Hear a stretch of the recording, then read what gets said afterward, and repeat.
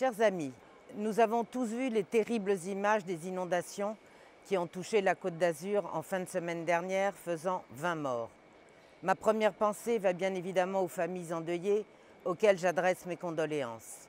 Elle va aussi aux proches des 4 personnes portées disparues, dont je partage l'attente angoissée. Je n'oublie pas non plus tous ceux qui ont été matériellement éprouvés par la violence des intempéries et dont le quotidien se trouve profondément bouleversé. Enfin, je veux rendre hommage aux pompiers, aux secouristes, aux gendarmes et policiers qui sont intervenus avec efficacité et dévouement pour venir en aide aux populations sinistrées. Les dégâts matériels constatés sont très importants.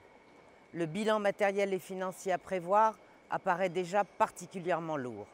J'ai donc immédiatement demandé à la Commission européenne de débloquer une aide d'urgence à prélever sur le Fonds de solidarité de l'Union européenne.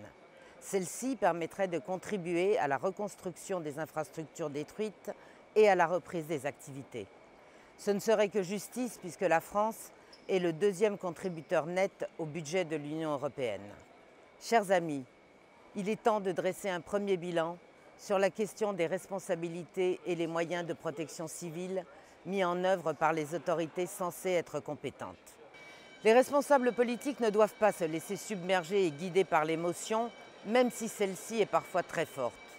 Je trouve ainsi particulièrement scandaleux la façon dont certains élus ont cherché à s'exonérer de leurs responsabilités en pointant Météo France, qui avait pourtant placé les zones concernées en alerte orange dès le vendredi à 13h15, donc bien avant le début des intempéries. Les aléas naturels, personne ne peut les arrêter et on ne peut les prévoir avec certitude. En revanche, il est du devoir des responsables politiques de faire en sorte que leurs administrés ne soient pas inutilement exposés aux phénomènes climatiques exceptionnels. Or, de l'avis de nombreux spécialistes, il est clair que les politiques d'urbanisation sauvage qui se succèdent sur la côte méditerranéenne depuis plusieurs dizaines d'années ont fortement amplifié les risques d'inondation. Le cas de Nice est emblématique et il est heureux que la ville n'ait pas été à l'épicentre des orages du week-end dernier. Je n'ose imaginer les conséquences désastreuses si cela avait été le cas. Le maire de la ville, Christian Estrosi, n'avait pas jugé bon en effet de faire annuler le concert de Johnny Hallyday à Nicaïa, ni le match de football à l'Alliance Riviera, 2 bâtiments pourtant situés en zone inondable dans la plaine du Var. Que serait-il advenu également si la ligne 2 du tramway, en cours de travaux, avait été mise en service? Face à la montée imprévisible des eaux, le tronçon souterrain aurait été submergé en quelques instants. Le Front National s'est toujours opposé à ce projet extrêmement coûteux, plus d'1 milliard d'euros, et dangereux, puisque situé dans une zone inondable. Les derniers événements nous donnent malheureusement raison. Les usagers auraient pu se trouver coincés dans le tunnel et le nombre de victimes serait alors bien supérieur. Ajoutons à cela que nous ne savons pas quel sera l'impact sur les sources, sur les nappes phréatiques qui se trouvent sous Nice et qui rendront les travaux délicats, ni même l'impact du projet sur l'extraction des roches. Que penser aussi de la destruction progressive des zones agricoles dans la basse vallée du Var? On sait pourtant que ces zones, aujourd'hui en cours d'urbanisation, ont connu dans le passé des épisodes d'inondations violents ayant causé la mort de plusieurs personnes.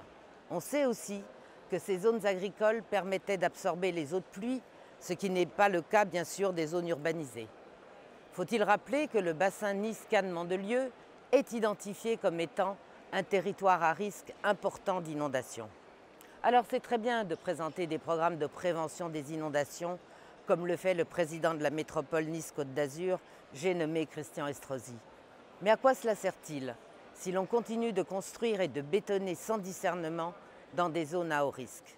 Faut-il enfin rappeler à M. Estrosi que les actions pour la prévention des risques liés au ruissellement et aux inondations figurent dans le rapport d'activité de la métropole dont il assure la présidence.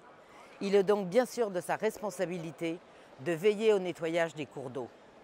Que M. Estrosi agisse avant qu'un nouveau drame ne survienne et qu'il cesse de se pavaner devant les caméras de télévision comme il l'a fait de façon indécente lors de la visite du président de la République sur les lieux des intempéries le week-end dernier.